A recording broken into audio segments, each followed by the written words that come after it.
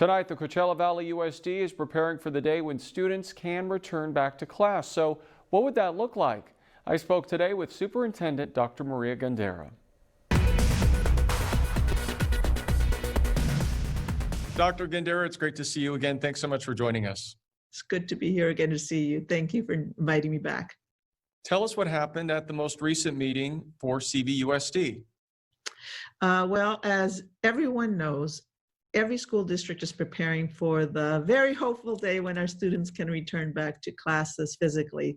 And so we have been preparing for the next step in that process, which is more than likely going to be a hybrid model where 50% of our students will be coming back onto campus at one time, while the other 50% continue learning remotely. The Board of Education has given us permission yesterday to move forward with that plan, to literally plan for that day. So we don't have a date for when we would return. Right now, what we have is authorization to finalize those plans for that day. Any other details you can tell us about this hybrid plan? Well, with the hybrid plan, again, and that's part of what the planning stages is for, is we have held parent forums and we'll continue to hold different parent information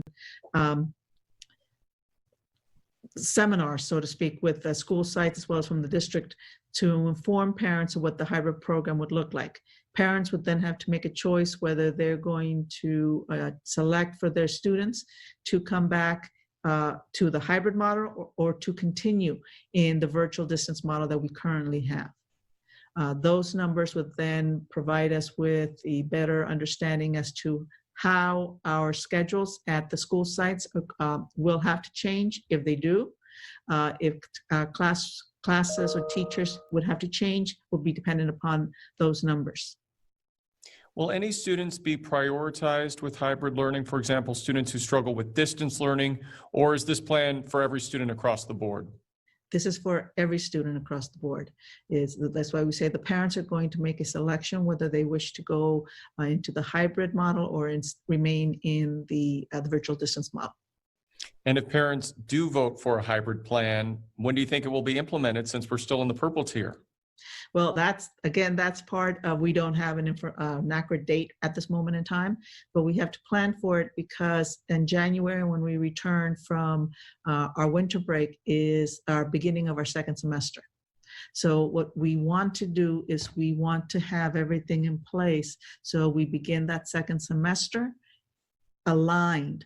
So when it is safe to return, when the word comes from Riverside County Public Health that we are in the red tier, we've fulfilled all the requirements there. When a Board of Education in our community is comfortable with our safety protocols and procedures that we have put in place and says we are beginning the hybrid model on, and I'm making a date, I'm not saying this is the date, I'm making up a date, okay, let's say February 1st. Then we will be able to smoothly transition from the current model that we have, smoothly transition into that hybrid model for our students who are returning to that hybrid model. Have teachers raised any concerns? Are they on board? Well, teachers are right now going to be making their determinations as well. For those teachers that we know who may not be able to return, this is also their opportunity for them to let us know and to work through the process to determine what the next steps there will be for them.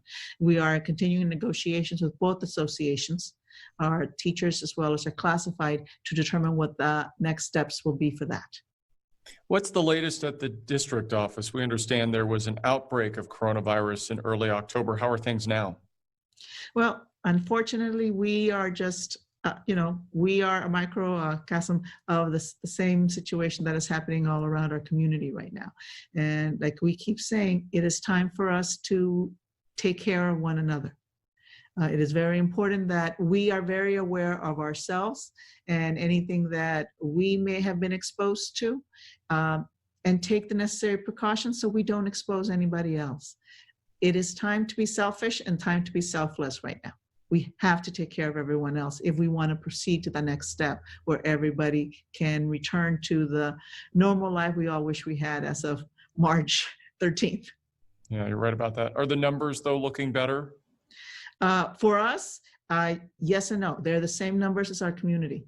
It's our employees are members of this community, are part of the Coachella Valley. So whatever the numbers are for the Coachella Valley, the entire Coachella Valley, the numbers are going to be the same for the Coachella Valley Unified School District. Okay. Dr. Gandera, as always, we appreciate your time. Thanks so much for joining Wow. us. Thank you.